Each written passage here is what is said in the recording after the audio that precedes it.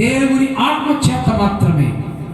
ఈరోజు నీవు ఏ బంధకాల్లో బంధించబడి ఉన్నావు, నీవు ఈరోజు ఏ అవమానాల చేత నిందించబడుతున్నావు, ఈరోజు ఏ కష్టము చేత నీవు నలుగు కొట్టబడుతున్నావు, నీ కష్టము, నీ కన్నీరు, నీ అవమానము, నీ సంఖ్యలు తెగిపోవాలంటే అది ఒక్కరి వల్ల మాత్రమే, అది దేవుని ఆత్మ వల్ల మాత్రమే. దేవుని స్తోత్రం చెప్పండి. హల్లెలూయా.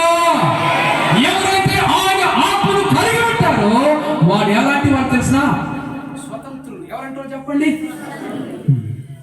ఈరోజు నిన్ను దేవుడు స్వతంత్రుడిగా చేయాలని, నువ్వు పడుతున్న బాధ, నువ్వు పడుతున్న కష్టము, నువ్వు పడుతున్న కన్నీరు, వాటి సంఖ్యల నుండి, వాటి బంధకాలముల నుండి ఆయన నిన్ను విడిపించడానికి ఆయన ఆత్మస్వరూపిగా మన మధ్య సంచరించుగాక.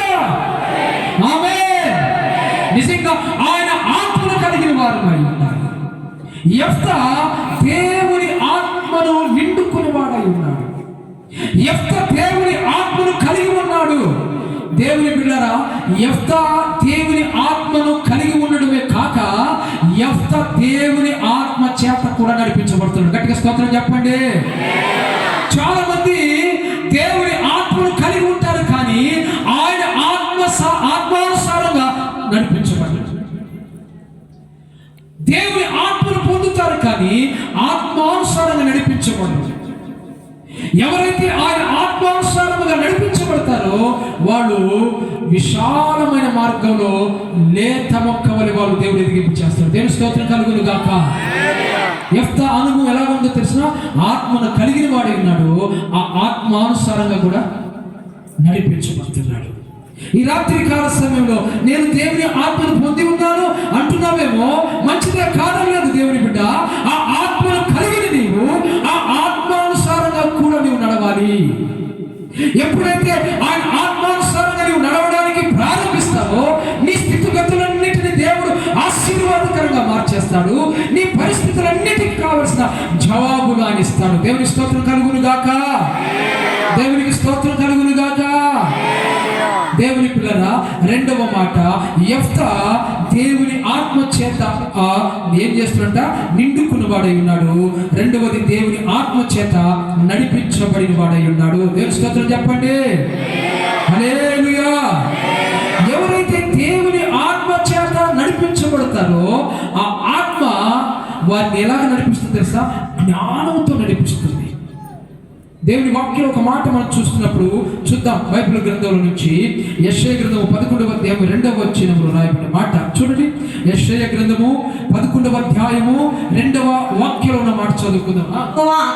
యెహోవా ఆత్మ జ్ఞాన వివేకములకు ఆధారమగు ఆత్మ. దేవుని ఆత్మతో నీవు ఉన్నావంటే, దేవుని ఆత్మ చేత నీవు నింపబడి ఉన్నావంటే దేవుని ఆత్మ నిన్ను ఎలా నడిపిస్తుందంట? జ్ఞానముతో నడిపిస్తుంది. యెహోవా ఆత్మ జ్ఞానముతో కూడిన ఆత్మ. దేవుని స్తోత్రం చెప్పండి. నేను దేవుని ఆత్మను కలిగి ఉన్నాను అంటున్న ప్రతి ఒక్క దేవుని బిడ్డ, నిజంగా నీవు దేవుని ఆత్మ కలిగి ఉంటే నీవు ఎలా ఉంటావు తెలుసా? జ్ఞానం కలిగి ఉంటావు.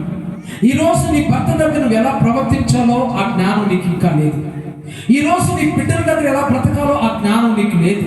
ఈరోజు సంఘంలో సాటి సహోదరు ఎదుట, నీ సాటి సహోదరుడు ఎదుట నువ్వు ఎలా ప్రవర్తించాలో అట్టి జ్ఞానం నీకు లేదు. దైవజనుడు ఎదుట ఎలా నడవాలో, ఎలా మాట్లాడాలో, ఎలా ప్రవర్తించాలో, ఎలా నడుచుకోవాలో ఆ జ్ఞానం నీకు లేదు అంటే నిజంగా నీవు దేవుని ఆత్మలో లేదు. నీవు దేవుని ఆత్మ పొంది ఉన్నావంటే ఖచ్చితంగా నీవు దేవుని జ్ఞానం కలిగి ఉంటావు.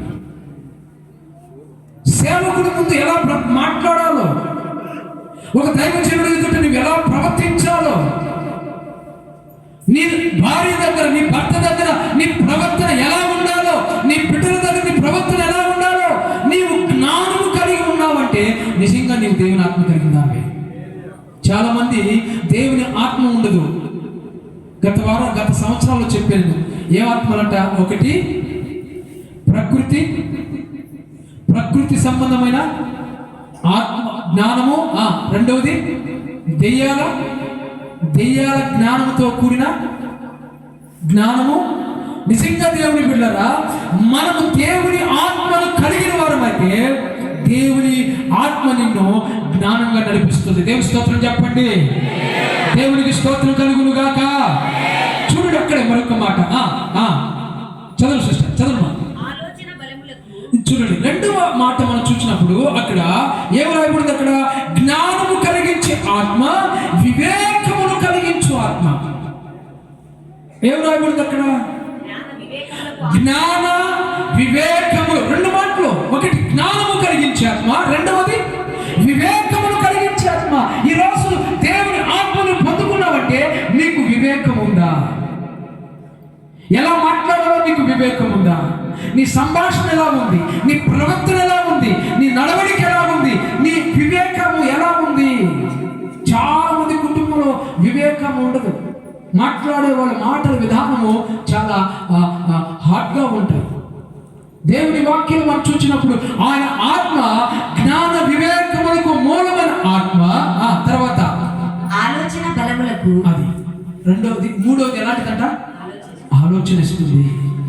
నిజంగా నువ్వు దేవుని ఆత్మను కలిగి ఉంటే నువ్వు ఎలా మాట్లాడాలో, నువ్వు ఎలా ప్రవర్తించాలో ఆ ఆలోచన దేవుని ఆత్మ నీకు ఇస్తుంది. నువ్వు ఎలా నడుచుకోవాలో ఆ ఆలోచన దేవుని ఆత్మ నీకు ఇస్తుంది. నీ ఇష్టానుసారంగా కాక, ఎవరో చెప్పారనేది కాక, దేవుని ఆత్మ ఆలోచనిస్తుంది నీకు. తర్వాత ఆలోచన బలములకు ఆధారముకు ఆత్మ. తెలివిని యెహోవా ఎడల భయభక్తులను చూసావా? తెలివిని భయభక్తులు కలిగించు ఆత్మ, భయభక్తులను పుట్టించు ఆత్మ, భయభక్తులు పుట్టించు ఆత్మ అతని మీద నిలుచును, అతని మీద నిలుచును. దేవుని స్తోత్రం చెప్పండి. హల్లెలూయా. నిజంగా దేవుని బిడ్డలారా, దేవుని ఆత్మ నీవు కలిగి ఉంటే ఇన్ని కార్యాలు నీలో ఉంటాయి. నిజంగా దేవుని ఆత్మ కలిగిన వాడు అయితే ఈ కార్యాలన్నీ నీ హృదయంలో, నీ ప్రవక్తలో అవి మనుషులు ఎదుట ప్రబలించబడుతుంటాయి. లేక మానవులు ఎదుట అవి బహిర్గతంగా కనబడుతూ ఉంటాయి. నీవు ఆత్మ లేని వాడు అయితే ఇవన్నీ మరుగు చేయబడు. యెఫ్తా జీవితంలో అతడు దేవుని ఆత్మను కలిగిన వాడై ఆ ఆత్మానుసారముగా నడుచుకుంటున్నాడు. దేవుని స్తోత్రం కలుగును గాక. తర్వాత యెఫ్తా యొక్క అనుభవం మనం లాస్ట్ మాట చూసినప్పుడు యెఫ్తా మాట ఇచ్చి వెన్నుతీయని వాడై ఉన్నాడు. దేవుని స్తోత్రం చెప్పండి. హల్లెలూయా. యెఫ్తా మాట ఇచ్చి వెన్నుతీయని వాడై ఉన్నాడు. యెఫ్తా మాట ఇచ్చి వెన్నుతీయని వాడిగా ఉన్నాడు. నిజంగా తనకు జరిగిన కార్యాలను బట్టి దేవుని ఎదుట మొక్కుబడి చేసుకున్నప్పుడు ఆ మాటను పొరపాటుగా వెనుతీయని వాడై ఉన్నాడు. ఎంత కష్టమైనా కూడా వెనుతీయని వాడై ఉన్నాడు. దేవుని స్తోత్రం చెప్పండి. ఈరోజు దేవుని కార్యాలు జీవితంలో పొందాలి అంటే నీవు దేవుని ఎదుట చేసిన ఒప్పందాన్ని, ఆ వాగ్దానాన్ని, ఆ మాటను వెనుతీయని వాడుగా ఉండాలి. దేవుని స్తోత్రం చెప్పండి. హల్లెలూయా. నీతిమంతుడు మాట ఇస్తే మాట తప్పు. ఏమాట? నష్టము కలిగినను. నువ్వు ఎన్నిసార్లు మాట తప్పుతున్నావు? ఎన్నిసార్లు నీ నోటితో నువ్వు ఒప్పుదల చేసుకున్నావు? ఈరోజు నీ జీవితంలో నీకు కార్యాలు జరగకుండా ఆగుతున్నాయి అంటే దానికి కారణము నీ వాగ్దానమే. దేవుని బిడ్డలారా, దేవుని స్తోత్రం చెప్పండి. హల్లెలూయా. నిజంగా ఆయన ఎదుట మనము వాగ్దానం లేక మనం చెప్పిన ప్రతి మాట మన దేవుడు ఎదురు చూస్తుంటాడు. గత సంవత్సరం నా చిన్న అనుభవం మళ్ళా చెప్తున్నాను, చెప్పాను లేదు గుర్తులేదు కానీ మా పాస్టర్ గారు 21 దినం ఉపవాసంలో కూర్చున్నప్పుడు ప్రభువుని అడుగుతున్నామే, అయ్యా మమ్మల్ని బలంగా నీ సేవలో వాడుకోయా, నీ పరీక్షలు వాడుకోయా అని అడుగుతుంటే, మా విన్నపాలు ఆలకించి మాకు సహాయం చేయాలని అడుగుతుంటే ప్రభు మాట్లాడాడంట, నువ్వు చెప్పింది నేను నీకు చేస్తాను, నేను నీకు చెప్పింది నువ్వు చేసేవా అని అడిగాడంట. ఎలా అడిగాడు? దేవుడు మాట్లాడుతుంటే ఎలా మాట్లాడతాడు? ఏం పేరు? రాజకుమారి, అమ్మా రాజకుమారి నా బిడ్డ అంటాడా? ఎలా మాట్లాడతాడు దేవుడు? దేవుడు మాట్లాడతాడు అంటే ఎలా మాట్లాడతాడు? ఆ? ఆ? వాక్యం ద్వారా మాట్లాడతాడు, ఆయన స్వరం ద్వారా మాట్లాడతాడు, దైవ సేవక సందేశాల ద్వారా మాట్లాడతాడు, హృదయ రాట్ల హృదయ ప్రేరేపణతో కూడా మాట్లాడతాడు. హృదయ ప్రేరేపణలో మాట్లాడాడంట దేవుడు. నేను చెప్పింది నువ్వు చేసావా అని అడిగాడంట. హృదయంలో నుంచి ప్రేరేపణ ఆటోమేటిక్ వచ్చింది. ఏంటి ప్రభు అని అడిగితే మాట్లాడుతున్నట్టు లోపల నుంచి అంటాడంట, నువ్వు ఒక పాస్టర్ గారికి నీ సేవకుడు నువ్వు కలిసి డబ్బులు ఇస్తానన్నావు కదా, ఇచ్చారా అని అడిగాడంట. ఎవరు ప్రభు ఏంటంటే అప్పుడు చూపించాడంట, ఇదిగో పలానా మనిషి పలానా పేరు చెప్పాడు. మనసుని మాట్లాడుతున్నాడు. అప్పుడు ప్రభు అని చెప్పి వెంటనే దిక్కున ప్రార్థన నుంచి లేచి ప్రార్థన చేస్తూనే ఉంది. ప్రభు నేను చేయలేదయ్యా, నన్ను క్షమించయ్యా, ఉదయకాలం నేను చేస్తానయ్యా. దేవుని స్తోత్రం చెప్పండి. ఉదయం అయింది, 6 గంటలకు రూమ్లోకి వెళ్ళాను. రూమ్లోకి వెళ్ళగానే నీళ్ళు ఇచ్చడానికి వెళ్ళాను. రాసుకోతే వెళ్ళగానే కూర్చొని ప్రార్థన ఉంది. అమ్మ ఏంటి అని నేను దర్శనం ఏం పడింది కదా అని అడుగుతూ ఉంటాను. చర్చించుకుంటున్నప్పుడు చెప్తుంది, లేదు రాత్రి దేవుడు మాట్లాడాడు, సంవత్సరం అయింది కదా, మనం అనుకున్నాం కదా పలానా పాస్టర్ గారు బాగలేదు, ఆరోగ్యం బాగలేదని చెప్పాడు. మన ఇద్దరం అనుకున్నాం ఆ పాస్టర్ గారి కాడికి వెళ్ళి 10,000 రూపాయలు మెడికల్కి మందుల కన్నా ఇద్దాం, పాపం వాడుకుంటాడని అనుకున్నాం కదా. ఇద్దాం అనుకున్నాం కానీ నేను మర్చిపోయాము, సేవ పరిచయం భారంలో పడి.